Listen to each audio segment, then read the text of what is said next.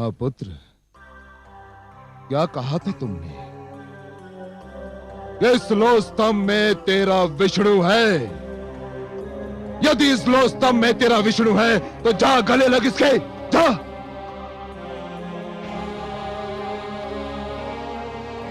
आगे बढ़ दुष्ट, अपने विष्णु का आलिंगन कर, जा। जो आज्ञा पिताश्री, आपका आशीर्वाद चाहिए। ओम नमो भगवते वासुदेवाय। ओम नमो, ओम नमो।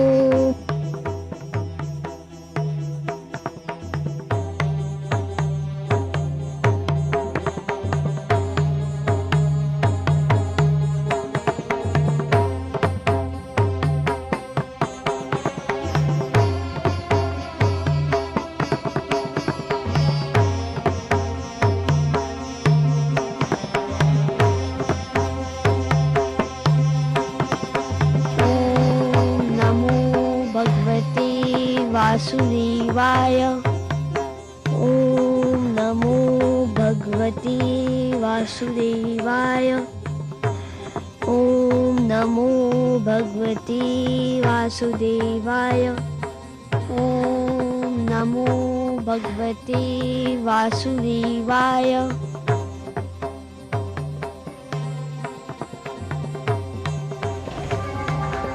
मैं अपने विष्णु के गले लग गया पिताश्री। धूर्त कपटी, अवश्य तेरे पास मायावी शक्तियां हैं जिसकी सहायता से तूने इस लो स्तंभ को ठंडा कर दिया। सैनिकों, बांध दो इसे इसी खंबे से। आज मैं इसके प्राण लेकर ही दम लूंगा। बांध दो इसे।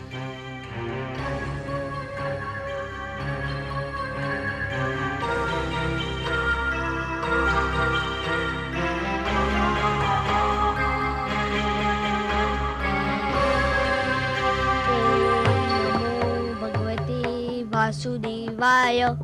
ओम नमो भगवते वासुदेवाय। ओम नमो भगवते वासुदेवाय। ओम नमो भगवते वासुदेवाय।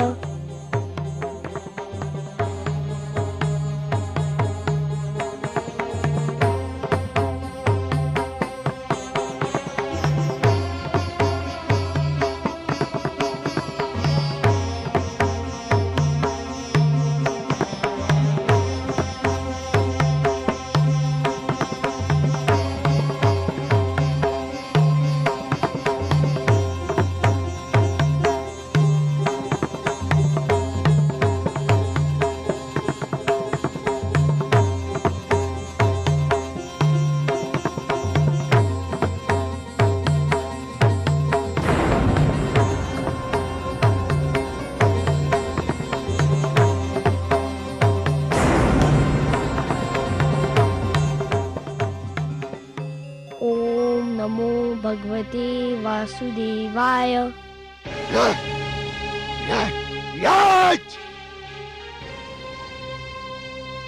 अब तुझे कोई नहीं बचा सकता, तेरा विष्णु भी नहीं। हाँ,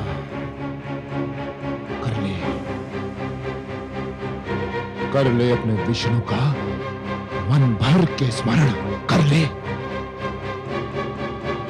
यदि तेरे कथनानुसार इस स्तंभ में विष्णु है तो देख कि वो बाहर निकलकर तुझे दर्शन दे और तेरे वध का दृश्य भी देखे।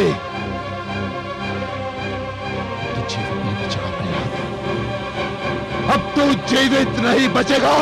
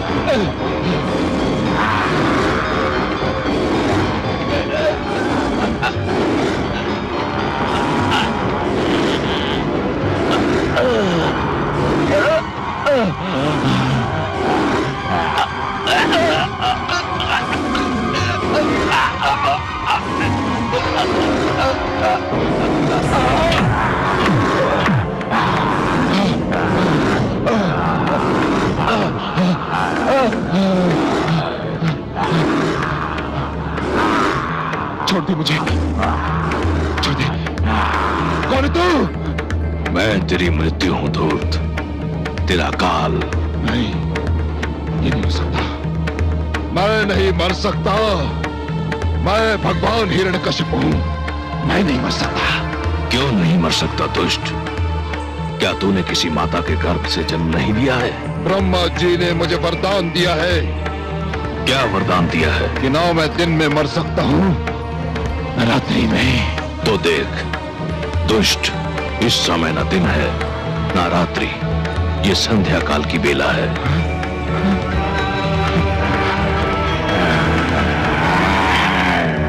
ना मैं घर के भीतर मर सकता हूं, न घर के बाहर।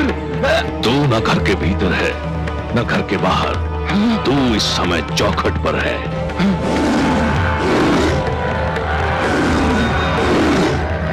ब्रह्मा जी ने कहा था कि ना मैं धरती पर मर सकता हूं, न आकाश में। ब्रह्मा ने सत्य कहा था।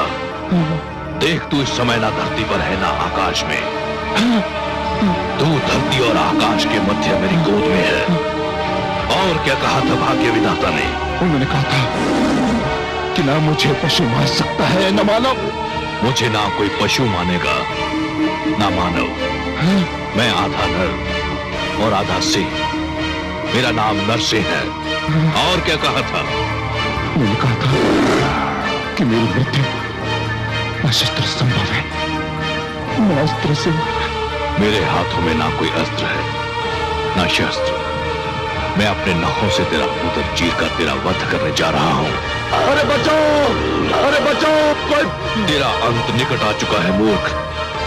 तू बच जाता तो एक ऐसी परंपरा का जन्म होता जो समस्त सृष्टि के लिए अनर्थकारी सिद्ध होती।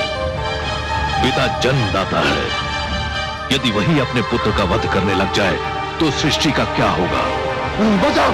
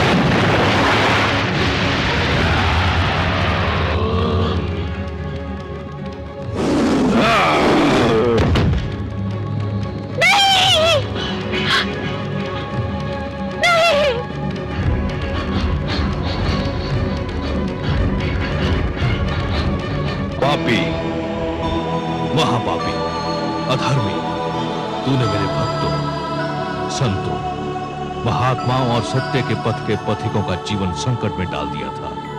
मेरी ही इच्छा से प्रहलाद जैसे भक्त का जन्म असुरकुल में हुआ, ताकि तेरे अभिमान को तेरा ही रक्त ललकारे और संसार को यह ज्ञान भी हो कि असुरों में भी महापुरुषों का जन्म संभव है। हे नराधम, तूने ब्रह्मा से छल द्वारा एक वरदान क्या मांग लिया? तूने वास्तव में यह समझ लिया कि तुझे मृत्यु से मुक्ति मिल गई। मूर्ख, परमेश्वर के अतिरिक्त जन्म और मृत्यु के चक्र से कोई मुक्त नहीं है। तेरे मन में यह भ्रम समा गया कि तू श्रेष्ठ है, तू सर्वशक्तिमान है।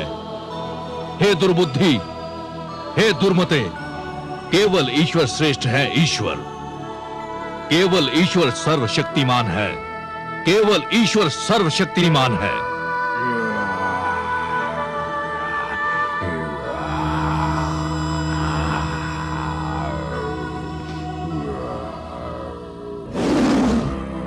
शांत हो जाइए हे विश्वेश्वर, शांत हो जाइए। नहीं, आज संसार को यह ज्ञात हो जाना चाहिए कि परमेश्वर की शक्ति को ललकारने वालों का क्या परिणाम होता है।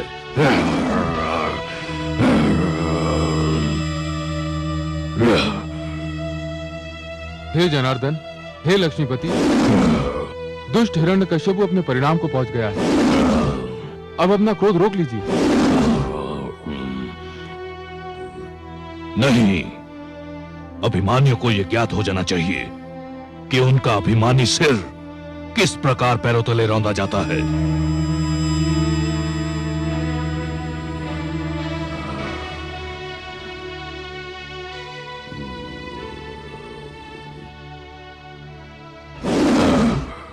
हे वासुदेव, आपने न्याय कर दिया है। हिरण्यकश्यपु के शरीर के साथ उसका अभिमान भी ठंडा पड़ चुका है। अब अपने प्रकोप को समेट लीजिए, नहीं तो समस्त सृष्टि उसकी चपेट में आ जाएगी। इस पापी ने स्वयं को ईश्वर कहा था, स्वयं को सर्वशक्तिमान कहा था, मेरे भक्तों को कष्ट दिया था। देख ले, आज समस्त संसार देख ले कि स्वयं को ईश्वर कहने वाले, स्वयं को सर्वशक्तिमान मानने वाले किस प्रकार धूल में मिला दिए जाते हैं।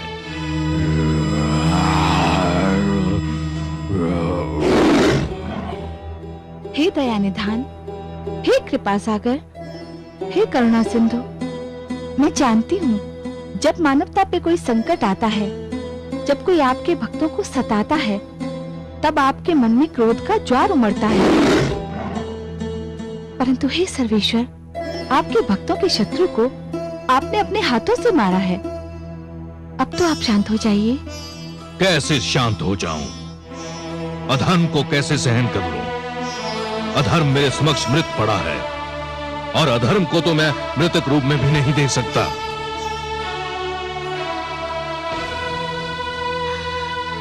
पुत्र,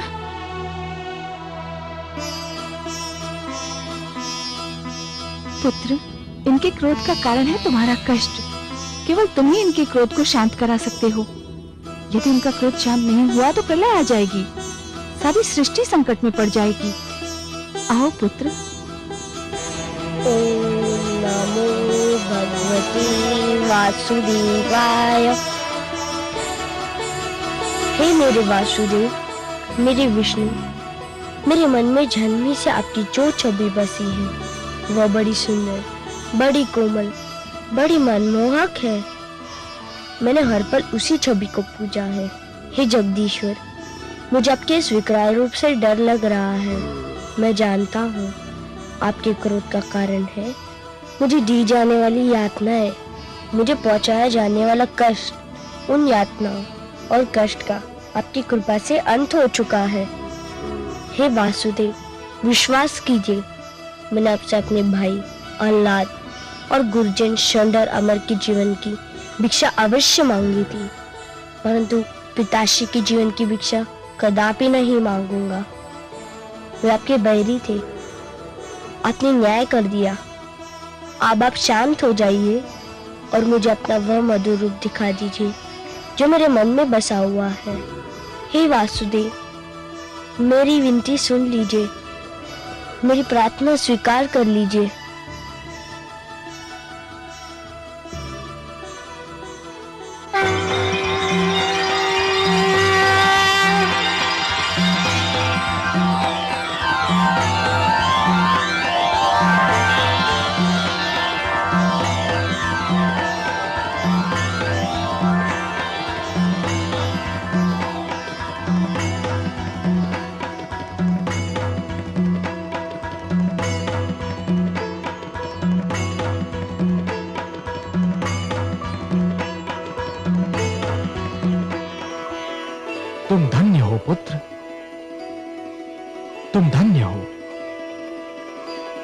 तुमने असुरों के बीच भक्ति की सुगंध फैलाई। तुमने दानवता के अंधकार में सत्य का दीप जलाया। तुमने असभ्यता की इस कीचड़ में सभ्यता का कमल खिलाया। तुमने इतनी छोटी आयु में मेरी राह में इतने सारे कष्ट सहे, परंतु अपने धैर्य का साथ नहीं छोड़ा। तुमने सबको यह दिखा दिया कि एक गुरु कैसा हो, शिष्य कैसा हो, शिक्षा कैसी हो। मैं तुमसे अत्यंत प्रसन्न हूं पुत्र प्रहलाद, अत्यंत प्रसन्न हूं। तुम मेरे परम भक्तों में गिने जाओगे।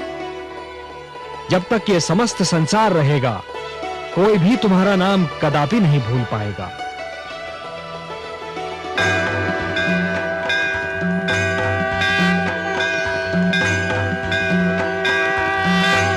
परित्राणाय साधूनां विनाशाय च दुष्कृतां धर्म संस्थापनार्थाय संभवामि युगे युगे।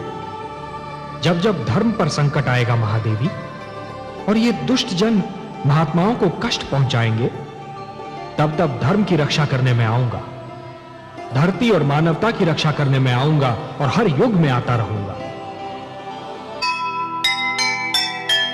होना ही था एक दिन अभिमानी का नाश, अंधियारा हारा सदा, जीता सदा प्रकाश। अहंकार जब कर गया अपनी सीमा पार, भक्तों के हित में किया दुष्टों का संहार, दुष्टों का संहार।